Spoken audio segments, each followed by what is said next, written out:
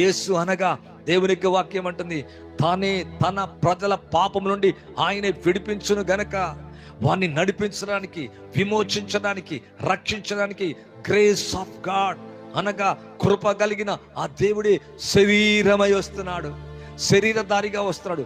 యేసు అనగా రక్షకుడు తన ప్రజల్ని వారి పాపం నుండి విడిపించుటకు ఇమ్మానుయేలుగా వచ్చినట్లుగా దేవుని యొక్క వాక్యములు చూస్తున్న స్త్రీని నడిపించడానికి దూత వచ్చి ప్రత్యక్షమై అంటుంది కదా, దయా ప్రాప్తురాలా నీకు శుభం, ప్రభు నీకు తోడైనాడు.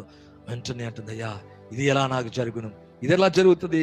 అవును, నేను కన్యకను కదా, నాకు ప్రదానం చేయబడదు కరెక్టే, ఇంకా వారు ఏకము కాలేదని బైబిల్ అంటుంది. దాన్ని ఎంతో భయపడుతుంది. అవును, ఇది ఇటువంటిది పరిశుద్ధాత్మ నీ మీదకి వచ్చును, సర్వోన్నతుని యొక్క శక్తి నిన్ను కమ్ముకొనును.